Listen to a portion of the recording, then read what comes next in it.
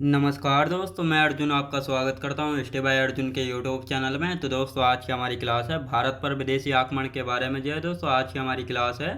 तो दोस्तों, वीडियो को अंत तक जरूर देखना ताकि सभी क्वेश्चन जो है आपको आसानी से याद हो जाएं। साथ ही दोस्तों, अगर आप हमारे चैनल पर पहली बार आएँ तो हमारे चैनल को भी सब्सक्राइब कर लीजिएगा, साथ ही बेल आइकन को प्रेस कर लीजिएगा ताकि हमारे आने वाले वीडियो का नोटिफिकेशन जो है आप तक पहुँचता रहे। चलिए दोस्तों, वीडियो को स्टार्ट करते हैं। तो आज की क्लास में हम पढ़ने वाले हैं दोस्तों भारत पर विदेशी आक्रमण के बारे में जो है पढ़ने वाले हैं। यहाँ पे हेडिंग डाल लेंगे भारत का विदेशी आक्रमण। भारत पर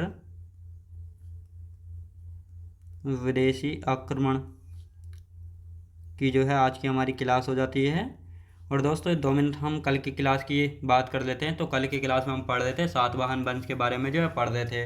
और सातवाहन वंश की यदि बात की जाए तो इसके हमने फाउंडर वगैरह के बारे में जाने थे। यानी इसका फाउंडर था सिमुक, जिसने जो है कड़प वंश के अंतिम शासक सुशर्मन की हत्या करके सातवाहन वंश की जो है स्थापना की थी। और इसके जो है दोस्तों सातवाहन वंश के हम गौतमीपुत्र सातकर्णी तक जो है हम पढ़ चुके थे। और इससे आगे आज हम पढ़ने वाले हैं वशिष्ठपुत्र सातकर्णी के बारे में पढ़ेंगे। और उसके बाद जो हम भारत पर विदेशी आक्रमण के बारे में जो है पढ़ेंगे। तो दोस्तों, यहाँ पे लिखना स्टार्ट करते हैं। यानी पहले हम कल का टॉपिक कंप्लीट कर लेंगे। कल का टॉपिक सातवाहन वंश, ये हमारा कल का टॉपिक है सातवाहन वंश। तो दोस्तों, अब यहाँ पे हम लिखना स्टार्ट करते हैं वशिष्ठपुत्र सातकर्णी।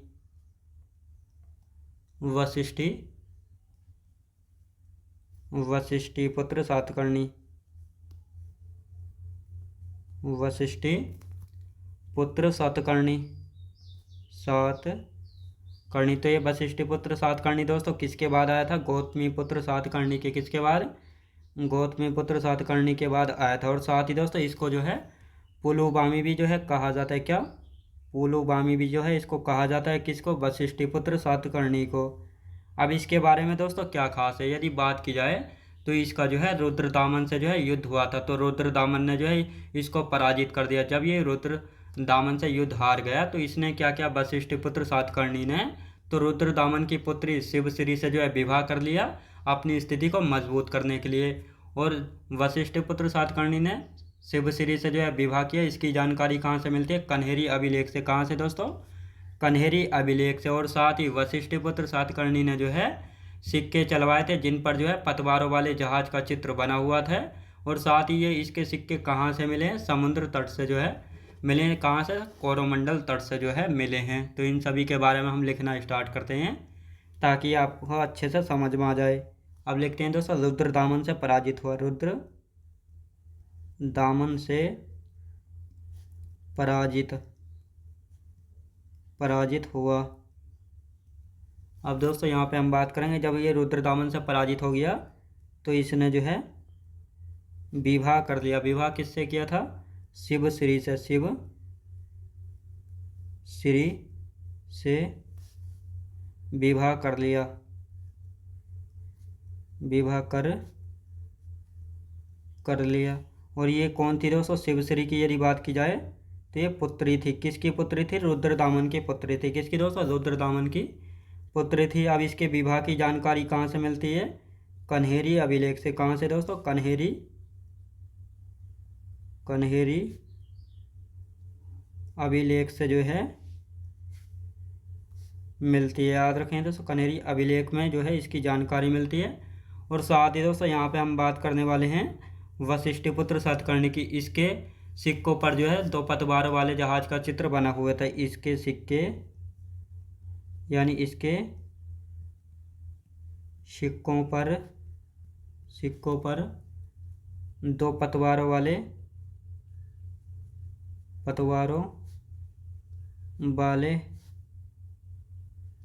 जहाज़ों का चित्र बना हुआ था। याद रखें दोस्तों, बना हुआ था। अब ये इसके सिक्के कहाँ से मिले हैं? कोरोमंडल तट से। कोरोमंडल तट से मिले हैं। याद रखेंगे, कोरोमंडल तट से जो है इसके सिक्के मिले हैं। अब दोस्तों यहाँ पे हम बात करते हैं इसके बाद कौन आता है? यज्ञश्री सातकर्णी आता है। यानी वशिष्ठपुत्र सातकर्णी के बाद कौन आता है? यज्ञश्री सातकर्णी। श्री सातकर्णी। यक्षश्री सातकर्णी आता है किसके बाद आता है? तो ये यक्षश्री सातकर्णी ये आता है दोस्तों वशिष्ठपुत्र सातकर्णी के बाद आता है। अब इसके बारे में क्या है, अब यहाँ पे बात आते हैं दोस्तों, इसने जो है जलियान के चित्र वाले सिक्के जारी कराए थे। जलियान वाले चित्र के सिक्के जारी कराए, सिक्के जारी कराए। तो ये आपको याद रखना है। और साथ ही दोस्तों यहाँ पे हम बात करते हैं इसके सिक्के कहाँ से मिले थे, यानी इसके जहाज के चित्र याद रखें दोस्तों, जहाज का चित्र था इसके सिक्कों पर। और साथ ही दोस्तों यहाँ पे हम बात करते हैं कोरोमंडल तट से मिले थे, कोरोमंडल तट से मिले, यानी इसके सिक्के कहाँ से मिले थे? कोरोमंडल तट से जो है मिले थे। और साथ ही दोस्तों इसको ये जब इसके सिक्कों पर जो है समुद्र यानी जहाज का चित्र मिलता है तो इससे क्या प्रतीत होता है, यानी समुद्र के प्रति प्यार, समुद्र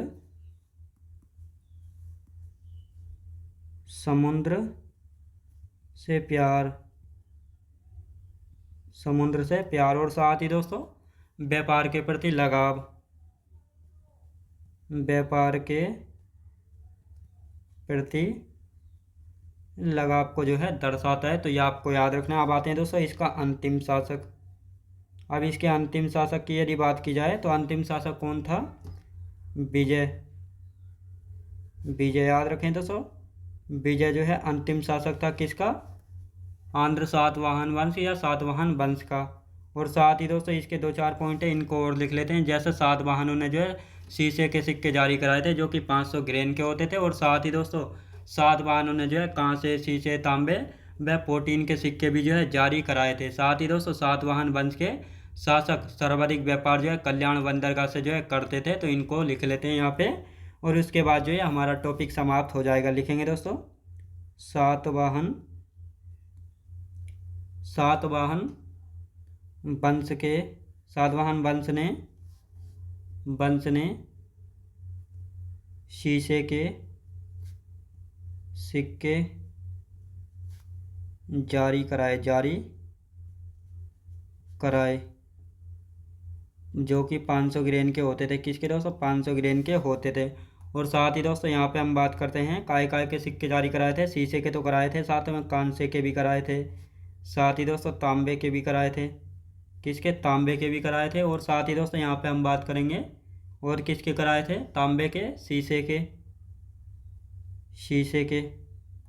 और साथ ही दोस्तों और किसके कराए थे? तो यहाँ पे हम बात करेंगे प्रोटीन के कराए थे। प्रोटीन के सिक्के भी जारी कराए, सिक्के भी जारी कराए। और साथ ही दोस्तों सातवाहन वंश जो है यानी सातवाहन वंश के शासक सर्वाधिक व्यापार कल्याण बंदरगाह से करते थे। लिखेंगे सातवाहन वंश के शासक, सातवाहन वंश के शासक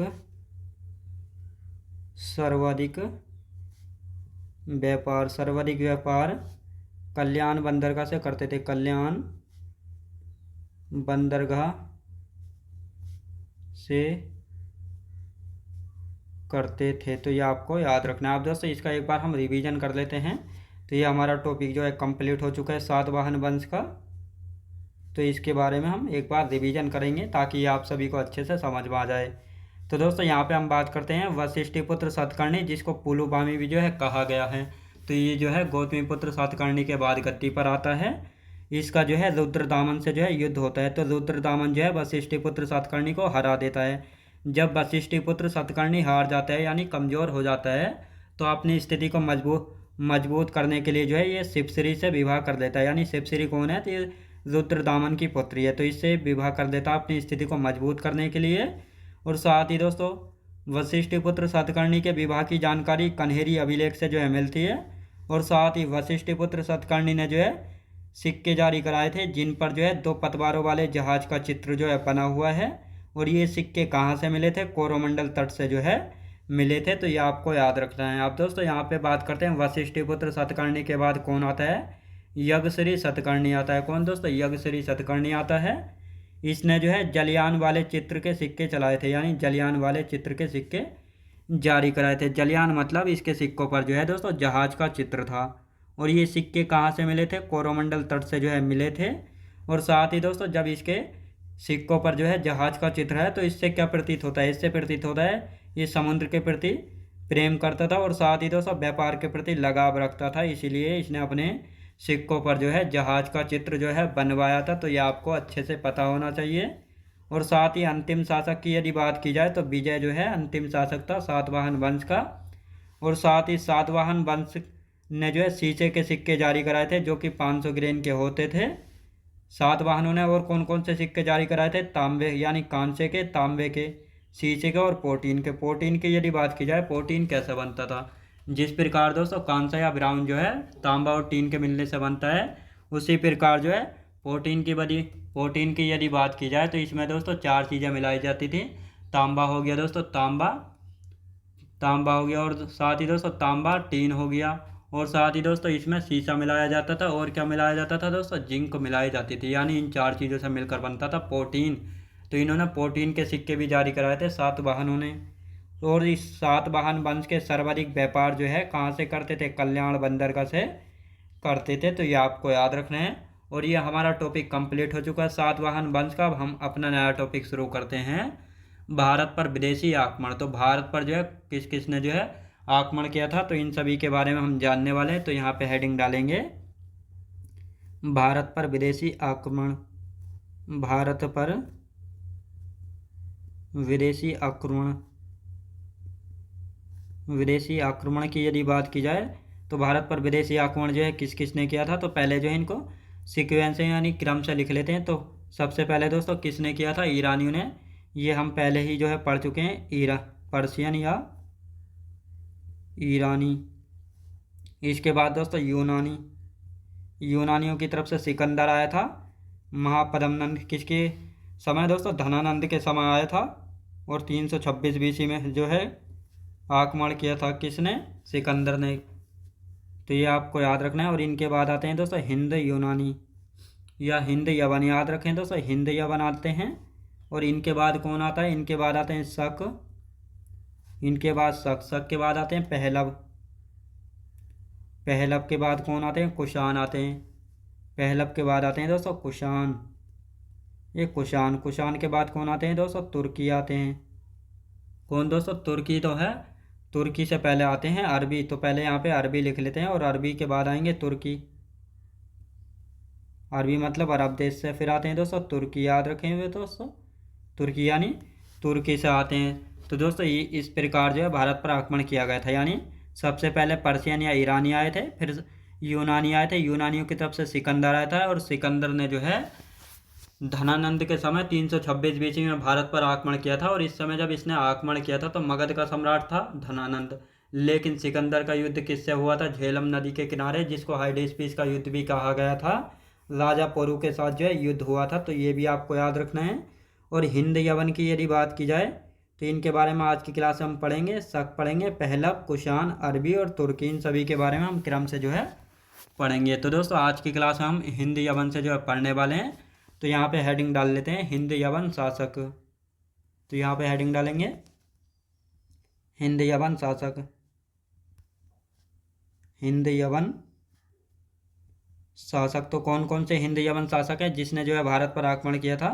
तो पहले इनके बारे में समझ लेते हैं, फिर अच्छी तरीके से लिखेंगे। तो दोस्तों यहाँ पे आप बात करते हैं हिंद यवन शासक की। तो सिकंदर की मृत्यु जो है 323 बीसी में हुई थी। और ये बेबीलोन इराक में इसकी मृत्यु हुई थी मस्तिष्क ज्वर के कारण। इसके बाद इंडो ग्रीक शासकों का इतिहास जानने का मुख्य स्रोत क्या है? सिक्के हैं। और साथ ही सिकंदर की मृत्यु के बाद जो है जो पश्चिमी एशिया था इस पर किसका कंट्रोल हो गया था? तो इस पर अधिकार हो गया था सेल्यूकस निकेटर का। और ये सेल्यूकस निकेटर कौन था? जब सिकंदर ने भारत पर आक्रमण किया था तो ये सिकंदर के साथ आया था इसका थल सेनापति बनकर। निकेटर के बाद इसका पौत्र आता है एंटियोकस सेकंड। तो इसका शासन आता है। इसके बाद आता है दोस्तों इसके शासन के समय जो है बैक्ट्रिया और पार्थिया ने जो है 250 बीसी में जो है विद्रोह करके स्वतंत्रता प्राप्त जो है कर ली थी। और इनका शासक बना था डियोडोरस प्रथम जो है बना था तो ये आपको याद रखना है। तो यहाँ तक लिख लेते हैं, फिर आगे की चर्चा करेंगे ताकि ये आपको अच्छे से हाथों हाथ समझ में आता रहे। तो लिख लेते हैं दोस्तों, सिकंदर की मृत्यु, सिकंदर की मृत्यु, सिकंदर की मृत्यु 323 BC में बेबीलोन इराक में। याद रखें दोस्तों, बेबीलोन इराक में हुई थी। और साथ ही दोस्तों इंडो ग्रीक शासकों का इंडो ग्रीक शासकों का इंडो ग्रीक शासकों का इतिहास, शासकों का इंडो ग्रीक शासकों का इतिहास जानने का मुख्य स्रोत क्या है? सिक्के। मुख्य स्रोत क्या है दोस्तों? सिक्के हैं। याद रखें दोस्तों, सिक्के यानी कॉइन्स हैं। तो ये आपको याद रखना है। अब दोस्तों यहाँ पे हम बात करते हैं सिकंदर की मृत्यु के बाद, सिकंदर की मृत्यु के बाद की मृत्यु के बाद सिकंदर की मृत्यु के बाद जो है पश्चिमी एशिया में किसका अधिकार हो गया था? अधिकार यानी किसका कंट्रोल हो गया था? अधिकार की यदि बात की जाए तो सेल्यूकस निकेटर का, सेल्यूकस निकेटर। यानी जब सिकंदर की मृत्यु हो गई थी तो मैसेडोनिया या मकदूनिया का शासक कौन बन गया था? और साथ ही दोस्तों जो सिकंदर ने राज्य जीते थे उन सभी पर अधिकार किसका हो गया था? सेल्यूकस निकेटर का हो गया था। यानी सिकंदर के बाद गद्दी पर कौन आया था?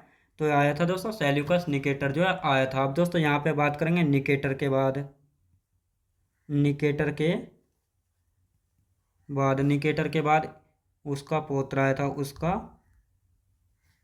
उसका पोत्र मतलब इसका पोता आया था। पोता कौन था? एंटियोकस, एंटियोकस सेकंड आया।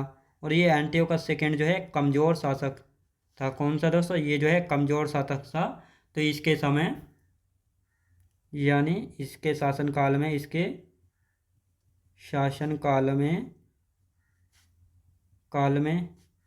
बैक्ट्रिया और पार्थिया ने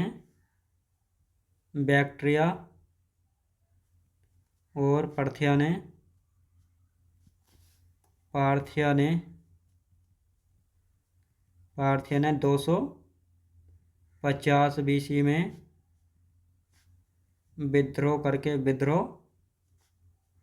करके स्वतंत्रता पाली थी, स्वतंत्रता प्राप्त की थी। अब दोस्तों इन दोनों राज्यों ने स्वतंत्रता जो है प्राप्त कर ली थी। अब इन दोनों राज्यों का शासक कौन बना था? तो लिख लेंगे दोस्तों, इन दोनों राज्यों का शासक इन दोनों राज्यों का शासक बना। तो कौन जो है इन दोनों राज्यों का शासक बना था? डियोडोरस प्रथम बना था, डियोडोरस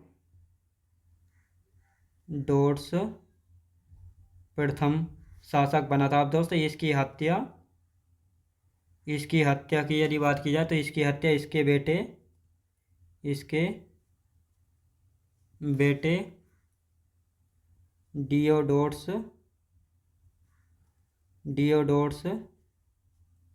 सेकंड ने की थी। अब डियोडोरस सेकंड ने जो है इसकी हत्या कर दी थी, यानी अपने पिता की। अब दोस्तों यहाँ पे हम डियोडोरस सेकंड की हत्या की यदि बात करते हैं तो इसकी हत्या किसने की थी? यूथिडेमस ने की थी, यूथिडेमस ने की थी। यूथिडेमस ने जो है इसकी हत्या करके जो है एक नए वंश की स्थापना की थी। लिखेंगे दोस्तों, एक नए वंश की स्थापना की, यूथिडेमस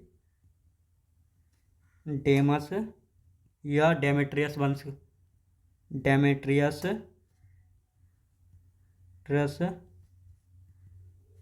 वंश की स्थापना की थी। और साथ ही दोस्तों इसके बाद यानी यूथिडेमस की यदि बात की जाए तो इसका एक बेटा था, यानी इसका बेटा कौन था? डेमेट्रियस था,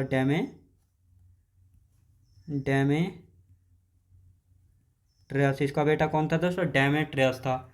और यही डेमेट्रियस है जो कि भारत पर आक्रमण करने वाला सेकेंड यूनानी शासक था। भारत पर आक्रमण भारत पर आक्रमण करने वाला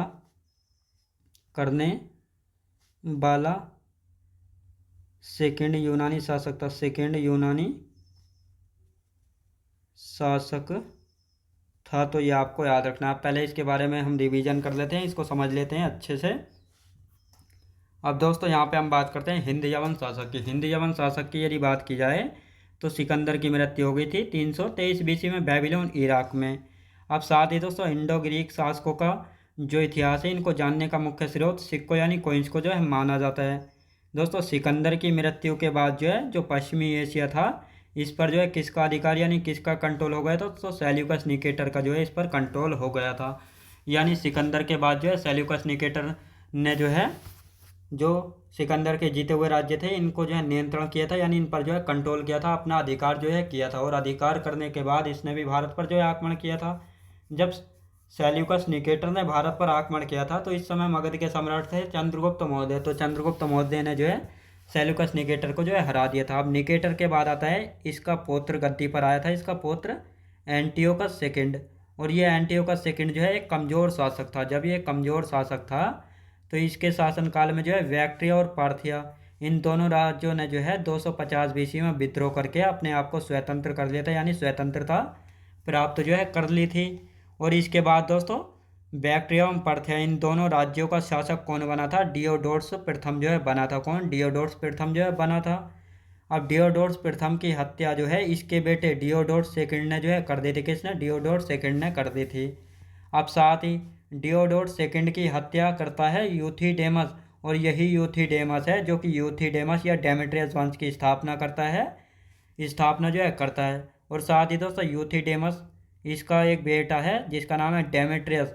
और यही डेमेट्रियस है जो कि भारत पर जो है आक्रमण करने वाला दूसरा यूनानी शासक है। और ये एक सफल आक्रमण करता है। और भारत में जो है इसकी दो शाखाएं हैं, याद रखें दोस्तों। हिंद यवन शासकों की जो है भारत में दो शाखाएं हैं, यानी दो शाखाएं मिलाकर जो इन्होंने भारत में जो है शासन जो है किया था। एक थी दोस्तों डेमेट्रियस शाखा और दूसरी थी यूक्रेटाइड्स शाखा। तो इन दोनों शाखाओं के बारे में हम एक एक करके जो अच्छे से पढ़ेंगे। तो यहाँ पे हम बात करने वाले हैं, पहले हम पढ़ेंगे दोस्तों इनकी शाखाओं के बारे में, देख लेते हैं कौन कौन सी शाखाएं हैं। तो यहाँ पे हम लिख लेते हैं इनकी दो शाखाएं थी, लिखेंगे इनकी दो शाखाएं थी, इनकी दो शाखाएं थी, याद रखें दोस्तों। यानी डेमेट्रियस वंश की जो है दो शाखाएं थी। कौन कौन सी ये दो शाखाएं हैं तो इनके बारे में यहाँ पे हम बात करने वाले हैं। तो सबसे पहले हम बात कर लेते हैं, तो इनको हम एक तो दोस्तों ये हो गई और एक हो गई इधर, तो इनके नाम लिख लेते हैं यहाँ पे। तो सबसे पहले हम बात करेंगे दोस्तों डेमेट्रियस शाखा, डेमेट्रियस शाखा। और डेमेट्रियस शाखा को जो है किसने बनाई थी? डेमेट्रियस शाखा डेमेट्रियस ने जो है बनाई थी। फिर है दोस्तों यूक्रेटाइड्स शाखा की यदि बात की जाए तो इसको यूक्रेटाइड्स ने जो है बनाया था। अब दोस्तों यहाँ पे हम डेमेट्रियस शाखा की यदि बात करते हैं तो इसमें जो है कितने शासक हुए हैं डेमेट्रियस शाखा में? तो इसमें 3 शासक हुए हैं। तो इनको देख लेते हैं कौन कौन से 3 शासक हैं। तो कौन कौन से जो है 3 शासक हैं? तो एक यहाँ पे हो गया, एक यहाँ पे और एक जो है यहाँ पे। तो दोस्तों यूक्रेटाइड शाखा को हम बाद में पढ़ेंगे, पहले जो है डेमेट्रियस शाखा के बारे में जान लेते हैं। पहला कौन था दोस्तों? अपोलोटाइड्स। कौन था दोस्तों? अपोलोडोर्स हो गया, अपोलोडोर्स। यदि दूसरे की बात की जाए अगाथोक्लिज,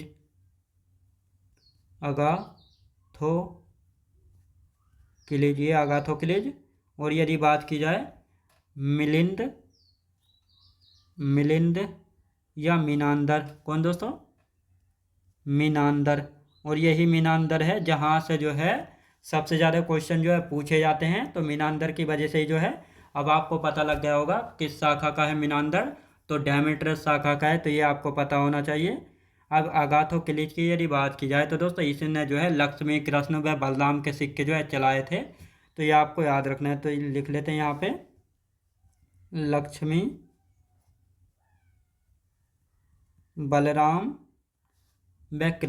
बलराम व कृष्ण, इन तीनों की आकृति वाले सिक्के चलाए थे। लिखेंगे आकृति वाले सिक्के, आकृति वाले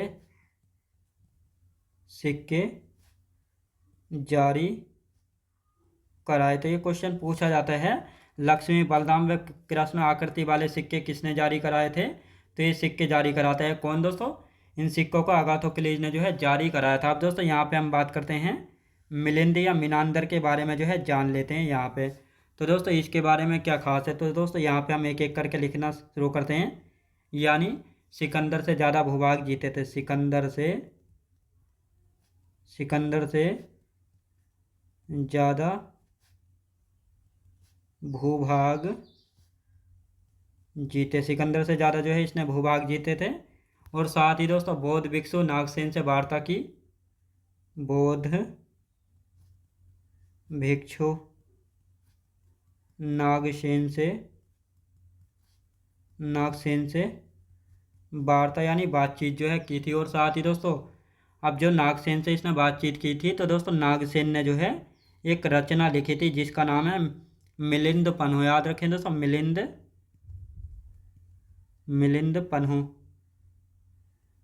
पन्हु की यदि बात की जाए तो ये क्या है? ये एक बौद्ध ग्रंथ है मिलिंद पन्हु। और साथ ही दोस्तों इसमें जो है क्या लिखा हुआ है? मिलिंद के प्रश्न लिखे हुए हैं, मिलिंद के प्रश्न जो है इसमें लिखे हुए हैं जो इसने नागसेन से जो है पूछे हुए थे। तो ये आपको याद रखना है। अब दोस्तों यहाँ पे हम बात करते हैं इसकी उपाधि, यानी इसने जो है मिलिंद ने कौन कौन सी उपाधि या टाइटल जो है धारण किए थे? तो हमीकस और सोटर, तो ये दोनों किसके टाइटल थे? हमीकस और सोटर, ये मिनांदर के थे। याद रखेंगे दोस्तों। अब यहाँ पे बात करते हैं सोने के सिक्के चलवाए थे, सोने के सिक्के चलवाए। तो सोने के सिक्के जो है इसने पश्चिमोत्तर भारत में चलवाए थे,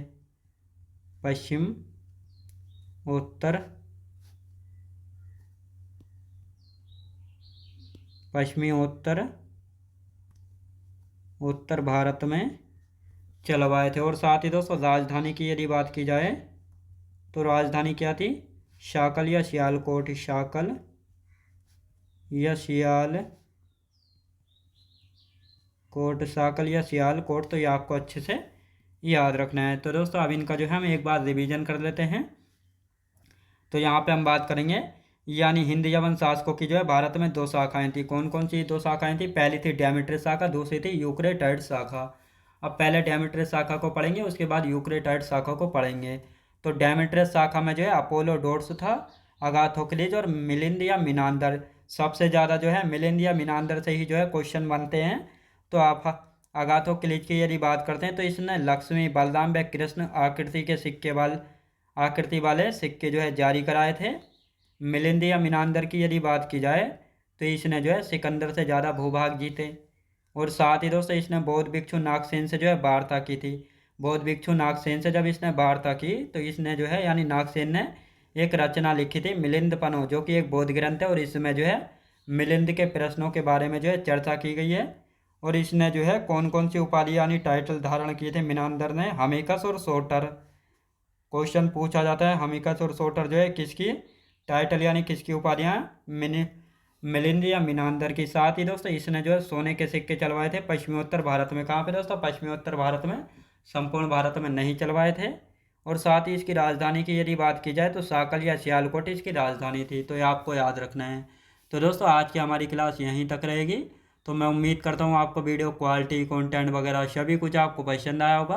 पसंद आया तो लाइक शेयर और सब्सक्राइब करना बिल्कुल भी ना भूलें। साथ ही दोस्तों अगर आप हमारे चैनल पर पहली बार आएँ तो हमारे चैनल को भी सब्सक्राइब कर लीजिएगा, साथ ही बेल आइकन को प्रेस कर लीजिएगा ताकि हमारे आने वाले वीडियो का नोटिफिकेशन जो है आप तक पहुँचता रहे। चलिए दोस्तों मिलते हैं नेक्स्ट वीडियोज़ में।